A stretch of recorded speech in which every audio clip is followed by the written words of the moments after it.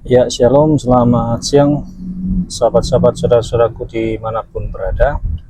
Renungan kita pada hari ini saya beri judul Kristen dan Buah. Menjadi Kristen sejati yang menghasilkan buah yang dapat dinikmati orang lain. Ayat kita terambil dari Yohanes 15 ayat yang kelima. Dikatakan di sana apa? Akulah pokok anggur dan kamulah ranting-rantingnya. Barang siapa tinggal di dalam aku dan aku di dalam dia berbuah banyak, sebab di luar aku kamu tidak dapat berbuat apa-apa. Amin. Nah, pada kesempatan kali ini ada beberapa hal yang ingin saya bahas di sini.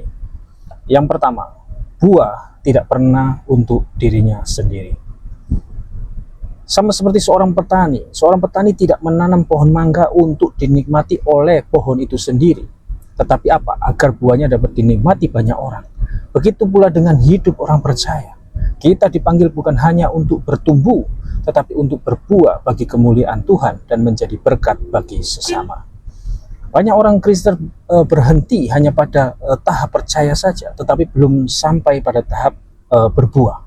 Padahal Yesus dengan tegas berkata bahwa ranting yang tidak berbuah akan dipotong dan dibuang ke dalam api. Itu di ayat yang ke-6, Yohanes 15 ayat yang ke-6. Artinya apa? Artinya buah bukanlah tambahan opsional dalam kehidupan rohani, melainkan bukti keberadaan kehidupan sejati di dalam Kristus. Kemudian yang kedua, makna berbuah di dalam kehidupan Kristen. Nah, kata berbuah dalam teks Yunani itu menggunakan kata karpos. Nah, ini menunjuk pada hasil alami dari kehidupan yang sehat dan terhubung dengan sumber kehidupan, yaitu Kristus itu sendiri.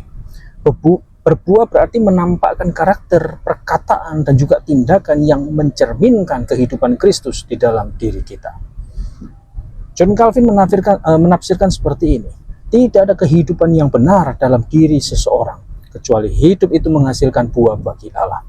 Sebab pohon yang tidak berbuah bukan hanya tidak berguna, tetapi juga menunjukkan bahwa ia telah mati. Itu kata Calvin.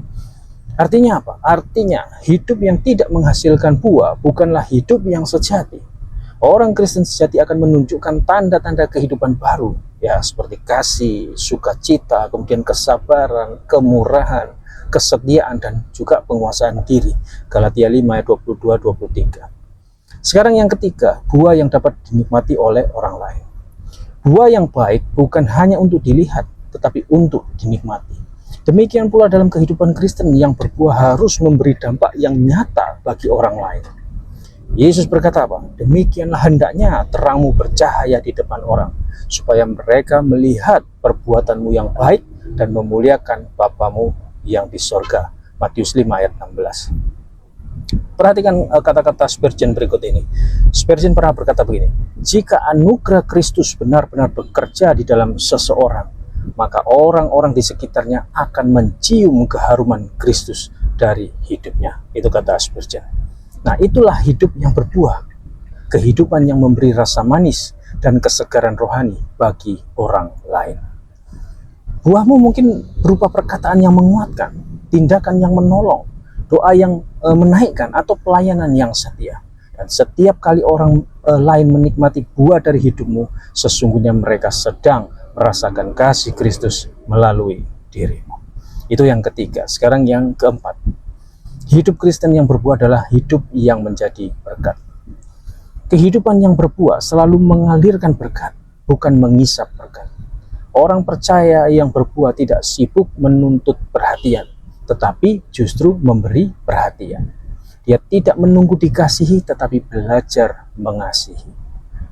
Pulpit Commentary mencatat begini, buah rohani yang sejati adalah hasil dari hubungan yang hidup dengan Kristus. Dan melalui buah itulah dunia mengenal siapa Kristus yang sejati. Itu kata pulpit. Dengan kata lain apa? Dengan kata lain, hidup Kristen yang berbuah adalah kesaksian yang paling kuat tentang Injil. Orang tidak hanya mendengar tentang Yesus dari kita, tetapi melihat Yesus melalui kita. Saya coba beri ilustrasi ya, seperti pohon di taman. Bayangkan dua pohon di sebuah taman. Pohon pertama itu rimbun daunnya, tetapi tidak berbuah. Kemudian pohon kedua sederhana, tetapi syarat buahnya yang manis.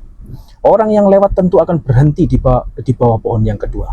Karena apa? Karena dari pohon itu mereka mendapat manfaat. Begitulah kehidupan Kristen.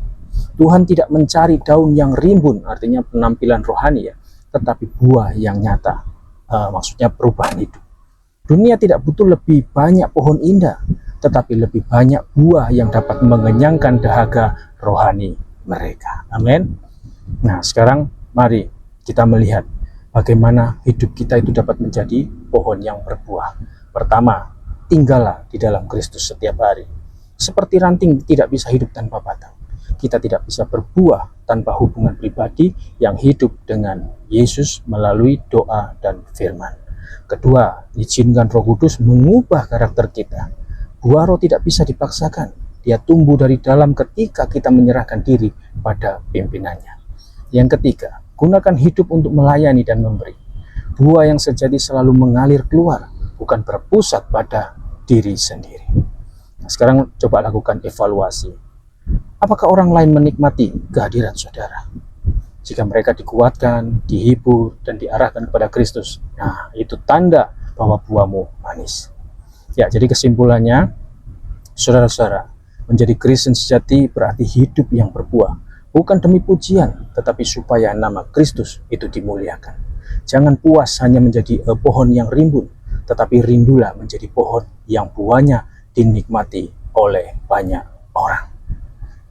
Tanyakan pada diri saudara, apakah hidup saudara sudah membawa rasa manis bagi orang lain, atau justru membuat mereka pahit? Nah, kiranya setiap hari kita makin terhubung dengan Kristus, sang pokok anggur yang sejati. Supaya apa? Supaya hidup kita berbuah banyak dan dunia dapat menikmati kasih-Nya melalui kita. Saudara-saudara, hidup Kristen sejati bukan diukur dari berapa banyak yang kita miliki, tetapi dari berapa banyak orang yang merasakan Kristus melalui hidup kita. Amin. Haleluya. Amin.